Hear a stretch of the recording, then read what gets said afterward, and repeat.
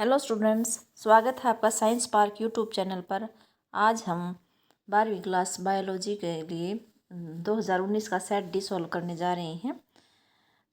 पिछले वाले हमने सब सॉल्व कर लिए हैं, तो उसका जो है प्लेलिस्ट का लिंक आपके डिस्क्रिप्शन बॉक्स में डाल दिया जाएगा। वीडियो को लास्ट तक देखना, आपको सभी इंपॉर्टेंट क्वेश्चन के बारे में पता चलेगा। आपको पता चल जाएगा कि वो इंपॉर्टेंट क्वेश्चन कौन से हैं, उनका सटीक आंसर कैसे लिखना है, टू द पॉइंट आंसर कैसे लिखना है। चलिए स्टार्ट करते हैं आज का जो है सेक्शन ए। सेक्शन ए है ऑब्जेक्टिव टाइप क्वेश्चंस। इसमें पहला क्वेश्चन है, which of the following syndrome is an example of monosomy. Monosomy का मतलब होता है कि एक जो है पेयर में से एक क्रोमोसोम का जो है, किसी भी पेयर का एक क्रोमोसोम है वो लॉस हो जाए, तो ऐसा टर्नर सिंड्रोम में होता है। इसकी जो है कैरियोटाइप XO होती है, तो इसका सी ऑप्शन सही है। How many million years ago जाल स्पीशीज प्रोबेबली इवॉल्व्ड, तो 350 मिलियन ईयर्स अगो जो जाल स्पीशीज इवॉल्व हुई थी, तो इसका बी ऑप्शन सही है।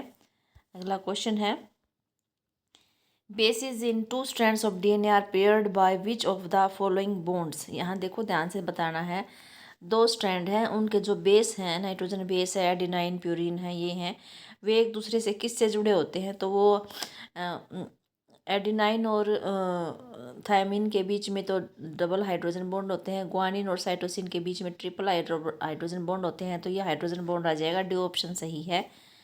अगला क्वेश्चन देखिए, ribosomal RNA is transcribed by, तो ये मैंने आपको छोटी सी ट्रिक बताई थी कि भाई जैसे HMT होता है, HMT घड़ी होती है, तो ऐसे RMT याद कर लीजिए।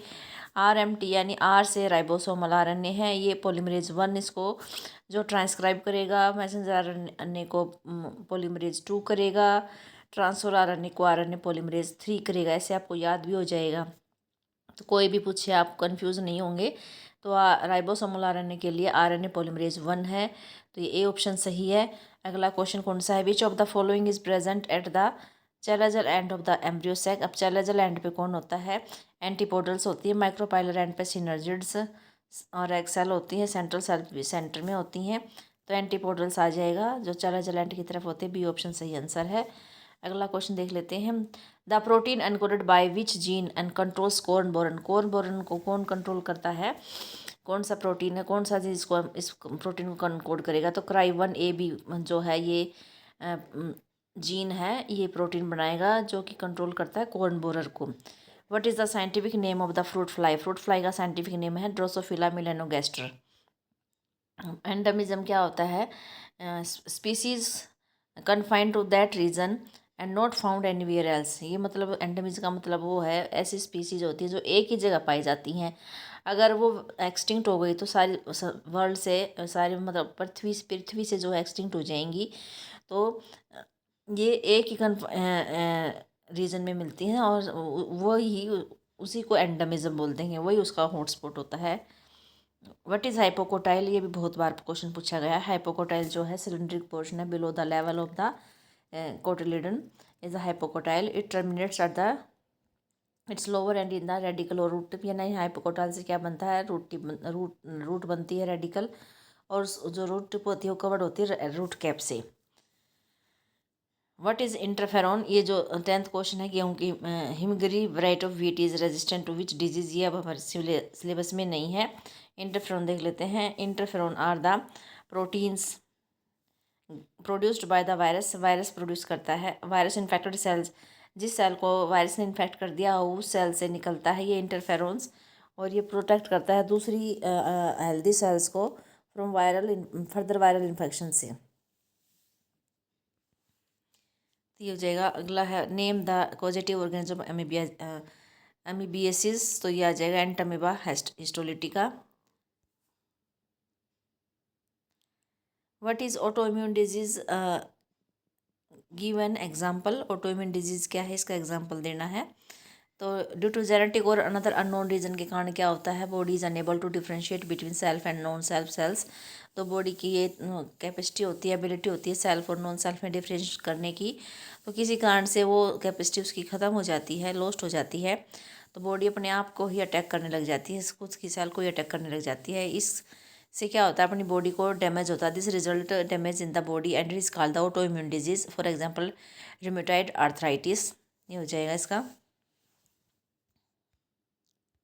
सेक्शन बी स्टार्ट हो गया है। Very short answer type question है सेक्शन बी का। ये सेकंड क्वेश्चन सिलेबस में नहीं है। अगला देख लेते हैं एमेंसलिज्म एंड कोमेंसलिज्म। एमेंसलिज्म देखो नीचे है। एमेंसलिज्म क्या होता है, this is the interaction in which one species is harmed, एक स्पीसीज को तो हानि होती है, whereas the other is unaffected, और दूसरे पे कोई इफेक्ट नहीं होता। जैसे कि पेनिसिलियम प्रोड्यूस एंटीबायोटिक, जो पेनिसिलियम फंजाई होता है, मोल्ड होता है, वो प्रोड्यूस कर देता है antibiotic which kills the bacteria. देखो उसने किसको, बैक्टीरिया को तो मार दिया, बैक्टीरिया को तो हार्म हो गया, लेकिन जो पेनिसिलिन में उसको कोई फ़र्क नहीं पड़ा। जैसे पेड़ हैं, छाया देते हैं, दूसरों को छाया देते हैं, दूसरों को तो मतलब छाया मिल गई, उनको तो फ़ायदा जो है खुद को हार्म हो गया। ठीक है, which one species is harmed and whereas the other is unaffected, दूसरे पर कोई भी फर्क नहीं पड़ता। तो पेनिसिलिन का एग्जांपल दे देना। पेनिसिलिन क्या होती है, ये प्रोड्यूस करती है एंटीबायोटिक, और वो एंटीबायोटिक क्या कर देती है, बैक्टीरिया को मार देती है। बैक्टीरिया को हार्म्ड हो गया, पेनिसिलिन को कुछ भी वो अनएफेक्टेड रहा। कैमेंसलिज्म क्या होता है, this is the interaction in which one species benefit and the other is neither benefited nor harmed. ना तो इसमें क्या है, एक स्पीसीज को तो फ़ायदा हो जाता है, दूसरी को ना तो फ़ायदा होता ना नुकसान। जैसे an orchid growing as an epiphyte on the mango tree, जो ऑर्किड है वो उसके मैंगो के ऊपर जो है क्या करता है, ग्रो करता है एपीफाइट की तरह।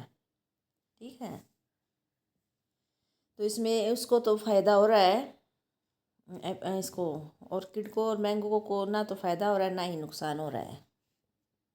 अगला क्वेश्चन देख लेते हैं। What is the role of cyanobacteria as bio fertilizers. Cyanobacteria का रोल बताना है। साइनोबैक्टीरिया जो होते हैं जैसे कि नोस्टोक, एनाबिना, ऑसिलेटोरिया, ये एटमॉस्फेरिक नाइट्रोजन को फिक्स कर सकती हैं। इन पैडी फील्ड्स में जो साइनोबैक्टीरिया होते हैं वो इम्पोर्टेंट बायो फर्टिलाइजर का काम करते हैं। ब्लू ग्रीन अलगी जैसे वो ऑर्गेनिक मैटर को सॉइल में ऐड कर देती है और इंक्रीज इट्स फर्टिलिटी, तो इस तरह से इसका ये रोल हो जाएगा। Write down the role of the microbes for the production of fermented beverages.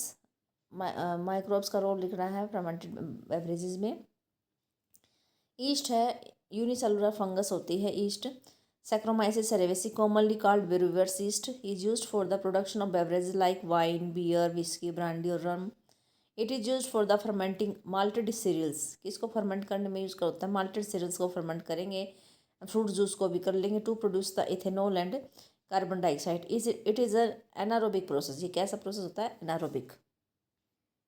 अगला क्वेश्चन है, what are the various characteristics of the wind pollinated flowers. Wind pollinated flowers क्या होते हैं, पोलन ग्रेन्स इसके जो है लाइट होते हैं, हल्के होते हैं, non sticky. Stamens are well exposed, large feathery stigma होता है। They have single ovule in each ovary, हर एक ओवरी में एक ओव्यूल होता है। And numerous flowers packed into an inflorescence, for example corn cob. ये सब इसके करेक्टर हो जाएंगे। What are the various types of PCR. PCR जो पॉलीमरेज चेन रिएक्शन होती है, इसका डीनेचुरेशंस, एनिलिंग और एक्सटेंशन इसके स्टेप्स हैं। और from which bacteria thermostable DNA polymerase is isolated. Thermus aquaticus है जिससे डीएनए पॉलीमरेज आइसोलेट किया जाता है। अगला क्वेश्चन है, which are the various research areas of biotechnology. ये देख लीजिए। Applications of biotechnology include therapeutics, diagnostics, genetically modified crops for agriculture, processed food, bioremediation, waste treatment and energy production। Three जो critical research area है, critical बतानी है हमने, वो है पहला है providing the best catalyst in the form of improved organisms. हमें बेस्ट कैटालिस्ट प्रोवाइड करना है किस फॉर्म में, इम्प्रूव्ड ऑर्गेनिज्म, यूजली ये माइक्रोब और प्योर एंजाइम्स। वो इम्प्रूव्ड ऑर्गेनिजम्स माइक्रोब भी हो सकता है और प्योर एंजाइम भी हो सकता है। Creating optimal conditions through engineering for a catalyst to act. उनके लिए मतलब कैटालिस्ट के एक्ट करने के लिए ऑप्टिमल कंडीशन को क्या करना है, क्रिएट करना है इंजीनियरिंग के थ्रू। डाउन स्ट्रीम प्रोसेसिंग है, टेक्नोलॉजीज़ हैं to purify the protein organ compound. जो टेक्नोलॉजी से प्रोडक्ट बना है उसको प्योरीफाई करने के लिए डाउन स्ट्रीमिंग प्रोसेसिंग भी है, रिसर्च एरिया है ये भी। अगला क्वेश्चन देख लेते हैं। Write about origin of replication required to facilitate cloning into a vector. यहाँ पर हमने ORI के बारे में लिखना है, जो कि रेप्लिकेशन के लिए चाहिए होती है क्लोनिंग में। दिस इज अ सीक्वेंस, यानी ORI क्या है, ये एक सीक्वेंस है from where replication starts. ORI origin of replication का मतलब जहाँ से जो है रेप्लिकेशन स्टार्ट होती है वो सीक्वेंस है। And any piece of DNA when link to the sequence, जब कोई भी पीस है DNA का इस सीक्वेंस से ORI से लिंक्ड होता है तो वो रेप्लिकेट करना स्टार्ट कर देता है होस्ट सेल के अंदर। इसकी एक खास बात है, ORI के साथ जो भी DNA बाहर फॉरेन DNA है, लिन DNA है, अटैच हो जाएगा तो वो होस्ट सेल के अंदर उस रेप्लिकेट करना स्टार्ट कर देगा। सीक्वेंस आल्सो कंट्रोल द, और इस सीक्वेंस का ORI सीक्वेंस का क्या काम है, ये कॉपी नंबर को भी कंट्रोल करता है जो कि DNA से लिंक्ड होता है। अगर हमें ज़्यादा नंबर ऑफ कॉपी चाहिए टारगेट DNA की, तो हमें ऐसे वेक्टर में इसको क्लोन करना है जिसकी ओरिजिन ORI जो है वो सपोर्ट करे हाई कॉपी नंबर, यानी ORI उससे ज़्यादा कॉपी नंबर बनाए, तो इससे इसका ये हो जाएगा। अगला देख लेते हैं, what is the genetic cause of sickle cell anaemia. Genetic cause पूछा है, यानी जेनेटिकली कैसे हो जाती है सिकल सेल एनीमिया। ये देखो, ये 11वां क्वेश्चन भी हमारे सिलेबस में नहीं है। आगे देखिए इसका जेनेटिक कोज क्या है। देखिए, नॉर्मल हीमोग्लोबिन दिखा रखा है। नॉर्मल में जो इसका DNA का जो कोड होता है GAG और CTC होता है, ये DNA के स्ट्रैंड का ही कोड है। जब इससे मैसेंजर आर बनेगा, CTC है, CTC टेम्पलेट का काम करेगा, तो टेम्पलेट देखो GAG बन जाएगा मैसेंजर आरएनए। और GAG किसके लिए कोड करता है, ग्लूको। सिक्स पोजीशन पे देखिए जी ग्लूटामिक एसिड होता है, तो ये GAG जो है ग्लूटामिक एसिड को कोड करता है। ये नॉर्मल कंडीशन है, जब नॉर्मल हमारा हीमोग्लोबिन होता है नॉर्मल। इसकी शेप भी देखो स्फेरिकल सी है, बाइकनकेव शेप होती है इसकी।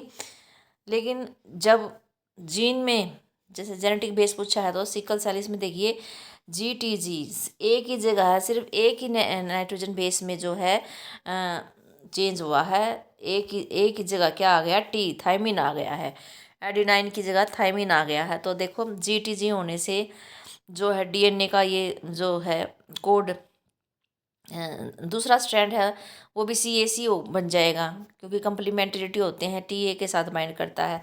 इसमें बस वो A ऊपर था, T इसमें बन गया था, लेकिन यहाँ T ऊपर होने से मतलब T की चेंज होने से CAC बना। और CAC ने मैसेंजर ने क्या बनाया, GUG। और GUG किसके लिए कोड करता है, वैलिन के, यानी ग्लूटामिक एसिड की जगह क्या आ गया, वैलिन। तो ये ही जेनेटिक बेसिस है सिकल सेल एनीमिया का, कि 6th पोजीशन पे जो है वो ग्लूटामिक एसिड की जगह क्या आ जाता है, वैलिन आ जाता है। ये लिखना देखो दिखा रहा है, sickle cell anaemia is caused by the substitution of glutamic acid by valine. Glutamic acid की जगह कौन आ गया, valine at the 6th position of the beta globin chain. Globin आएगा भाई, ग्लोबल नहीं, ग्लोबिन चेन पे, बीटा चेन की ग्लोबिन चेन में ये सब्स्टिट्यूशन होता है।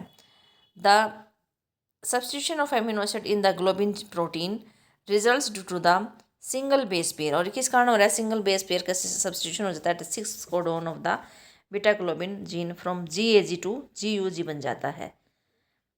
जो मैसेंजर ने बना वो GAG से क्या बना, ये GAG था, उससे GUG बन गया। GUG किसको कोड करे, वैलिन को। तो आप इतना लिख देना, इतना सफिशियंट है इसका कारण बताना डिफेक्ट का।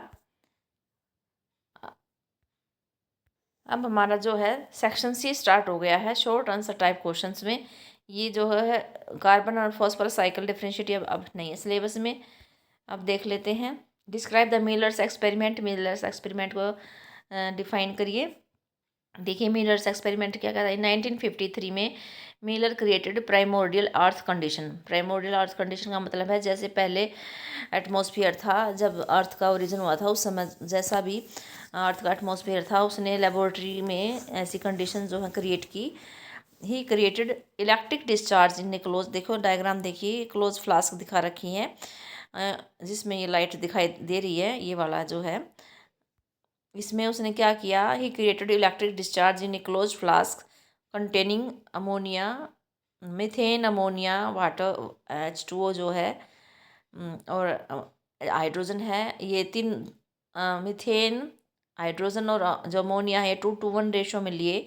एंड वाटर वेपर जो है 800 डिग्री सेल्सियस पर है, उसने क्या ऑब्जर्व किया कि फॉर्मेशन ऑफ ये सब करने से एमिनो एसिड बन गए। देखो यहाँ दिखा रखा है वाटर कंटेनिंग ऑर्गेनिक कंपाउंड्स, नीचे देखो ये दिखा रखा है वाटर कंटेनिंग जो है ऑर्गेनिक कंपाउंड्स यहाँ पर, यानी यहाँ पर एमिनो एसिड बने दिखाई दिए उसने। उसको ग्लाइसिन और एलिनाइन वगैरह ये है, एस्पार्टिक एसिड वगैरह ये एसिड उसको इसमें दिखाई दिया। सिमिलर एक्सपेरिमेंट्स में ऐसा ही एक्सपेरिमेंट औरों ने भी किया, उन्होंने भी फॉर्मेशन ऑफ शुगर, उनको शुगर दिखाई दी, nitrogen base pigment and fats अलग चीज़ें दिखाई दी। तो ये मिलर एक्सपेरिमेंट है। ये देखो डायग्राम दिखा रखा है, बॉइलिंग वाटर है, यहाँ से वैक्यूम पंप लगा रखा है और यहाँ से ये बॉइलिंग वाटर 800 डिग्री बॉयल है, ये इसमें आ जाता है फ्लास्क में। और यहाँ से देखो वाटर आउट दिखा रखा है, कंडेंसर दिखा रखा है, यानी कि जब पानी की बाम बनती है तो कंडेंस होकर वाटर बनेगा, उस वाटर ये नीचे आ जाएगा लिक्विड वाटर इन ट्रैप। और इस वाटर में जो आया है इसमें जो है ऑर्गेनिक एसिड वगैरह बने हैं इसमें। तो अगला क्वेश्चन देखती हैं, what are the sacred groups where are the they found, कहाँ पाए जाते हैं, what is their role in the biodiversity, biodiversity में उनका क्या रोल है, देखते हैं। Sacred groups are the tract of forest, sacred group होते हैं ट्रैक्ट ऑफ फॉरेस्ट हैं, which are regenerated around place of the worship, जो कहाँ रीजनरेट हो जहाँ पूजा का जगह होती है वहाँ उसके आसपास ही पेड़ है, ट्रैक्ट है इनका। ये राजस्थान में, वेस्टर्न घाट्स में, कर्नाटका, महाराष्ट्र, मेघालय, मध्य प्रदेश यहाँ पाए जाते हैं। सैक्रेड ग्रुप्स का क्या रोल है बायोडाइवर्सिटी में, help in the protection of many rare threatened and endemic species, इनको प्रोटेक्ट करती हैं, प्लांट्स हो चाहे एनिमल्स हो, इन सबको ये प्रोटेक्ट करते हैं इन जिस एरिया में ये पाए जाते हैं। The process of deforestation is strictly, यहाँ पर जो डिफोरेस्टेशन का भी प्रोसेस है स्ट्रिक्टली प्रोहिबिटेड है इस रीजन में by tribals, hence the sacred groups biodiversity is a rich area, इसलिए ये सैक्रेड ग्रुप्स हैं, बायोडाइवर्सिटी रिच एरिया होता है। अगला क्वेश्चन देखिए, what is the role of transgenic animals in normal physiology and development, normal physiology and development में क्या है इसका रोल ट्रांसजेनिक एनिमल्स का। Transgenic animals can be specifically designed, किस लिए डिज़ाइन किए गए हैं, to allow the study of how genes are regulated, यानी जीन की स्टडी करने के लिए ट्रांसजेनिक एनिमल्स बनाए जा रहे हैं, तो वो कैसे जीन की रेगुलेशन होती है, and how they affect the normal function of the body, और कैसे वो बॉडी के नॉर्मल फंक्शन को जीन अफेक्ट करते हैं, and its development, normal function को डेवलपमेंट को कैसे वो अफेक्ट करते हैं, कैसे जीन रेगुलेटेड होते हैं। जैसे कि एग्जांपल दे दें इन्होंने, study of complex factors involve in growth such as insulin like growth factor, मान लीजिए हमने किसी की स्टडी करनी है कम्प्लेक्स ग्रोथ फैक्टर की, इसमें इंसुलिन का एग्जांपल लीजिए, इंसुलिन लाइक ग्रोथ फैक्टर की हमें स्टडी करनी है, भाई ये कैसे रेगुलेट कर रहा है, कैसे ये फंक्शनिंग और डेवलपमेंट ऑफ बॉडी को अफेक्ट करता है। तो by introducing genes from other species, किसी दूसरे स्पीसीज से जीन ले लेंगे और उसको उसकी फॉर्मेशन को चेंज कर देंगे फैक्टर की, और फिर उसको उसमें डाल देंगे उसमें, फिर इसका रिजल्ट देखेंगे भाई हमने क्या क्या उसमें चेंज किया, चेंज करके उस चीज़ को डाला, उसमें क्या इफेक्ट हुआ। Information is obtained about the biological role of the factor, फिर हमें पता चल जाएगा भाई इसका रोल क्या है, उसको उसकी जो है मेन उसकी चीज़ को हटा देंगे और उसमें डाल देंगे, भाई जो नॉर्मल जीन था वो कैसे काम कर रहा था, अगर इसमें कुछ डिफेक्ट आ जाता तो कैसे वो जो कौन सा काम है वो रुक जाएगा, इस तरह से इसकी स्टडी कर लेंगे।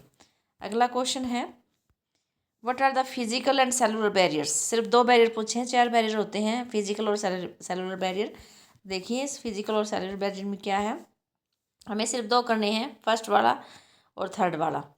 फिजिकल बैरियर क्या होते हैं, skin, mucus coating of the epithelium lining, the respiratory gastrointestinal tract and urinogenital tract हैं, इनके ऊपर म्यूकस होता है, ये क्या करते हैं एंट्री को रोक देते हैं माइक्रो ऑर्गेनिज्म आवर बॉडी। तो सबसे पहला जो फिजिकल बैरियर है वो स्किन है और म्यूकस है। फिर है सेलुलर बैरियर्स, WBC हैं, न्यूट्रोफिल्स हैं, मोनोसाइट्स हैं, नेचुरल किलर हैं ब्लड के अंदर, as well as the macrophages हैं in tissues, can phagocytose and destroy microbes. तो ये 2 ही लिखने हैं, 2 ही पूछे गए हैं। अगला क्वेश्चन देखिए, यहाँ पर ये कंप्लीट हो गया 16 क्वेश्चन। अगले देखते हैं 17वां है, what are the early symptoms of STDs, sexually transmitted disease के अर्ली सिम्टम बताने हैं। और what simple principles should be followed to prevent this disease, भाई क्या तरीके अपनाने चाहिए, क्या किस चीज़ को फॉलो करना चाहिए इस STD से बचने के लिए। पहले अर्ली सिम्टम्स देखिए, ईचिंग होती हैं, माइनर होते हैं ये symptoms, itching, fluid discharge, slight pain, swelling etcetera ये हो जाते हैं। Simple principle should be followed to prevent these disease are, first है avoid sex with unknown partners और मल्टीपल पार्टनर्स, किसी भी अननोन या मल्टीपल पार्टनर से सेक्स को अवॉइड करना चाहिए। Always try to use condoms during coitus, हमेशा कंडोम का यूज़ करना चाहिए। इन केस ऑफ डाउट, अगर कोई डाउट आ जाता है कि भाई में कोई बीमारी हो गई, तो one should go to a qualified doctor के पास जाना चाहिए फॉर अर्ली डिटेक्शन, ताकि जल्दी से बीमारी का डिटेक्ट हो जाए और फिर उसकी ट्रीटमेंट, पूरा ट्रीटमेंट कर पाए। इट डायग्नोस्ड विद इन्फेक्शन, अगर हमें डायग्नोस्ट मिलता है, पॉजिटिव रिपोर्ट आती है टेस्ट की, तो हमें ट्रीटमेंट अच्छे से समय पर ट्रीटमेंट कर पाएंगे और हम सेफ रहेंगे, हेल्थी रहेंगे। अगला क्वेश्चन है, describe the difference between the behaviour of chromosomes and jeans.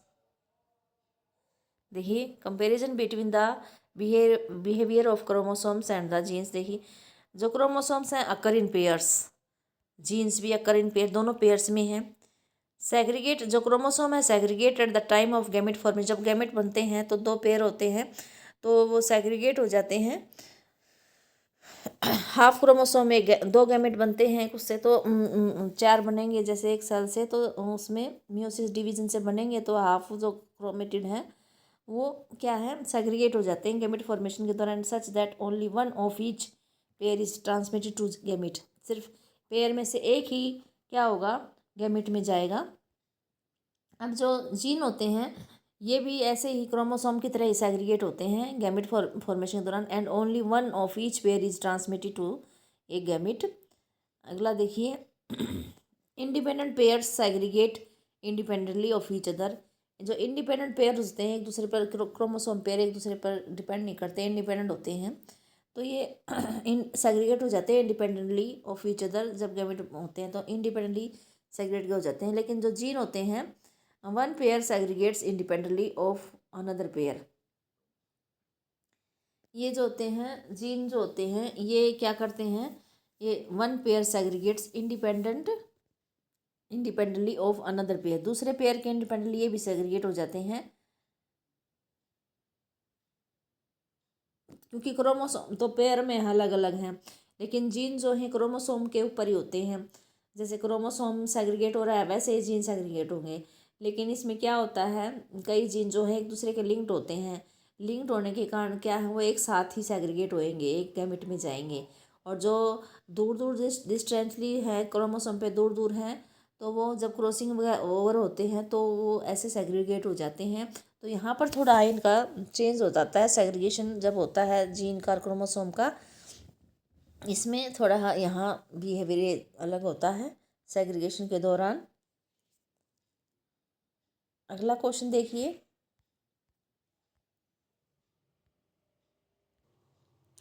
Section D जो है स्टार्ट हो गया है, long answer type question 5 marks के हैं। पहला ये क्वेश्चन सिलेबस में नहीं है, अगला देख लेते हैं, ये भी सिलेबस में नहीं है।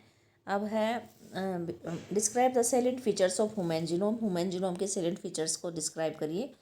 देखिए क्या फीचर्स थे जब अपना जो इम्यून का सीक्वेंस देखा गया था। Human genome contains 3164.7 million base pairs, इतने मिलियन बेस पेयर्स हैं अपने जीनोम के अंदर।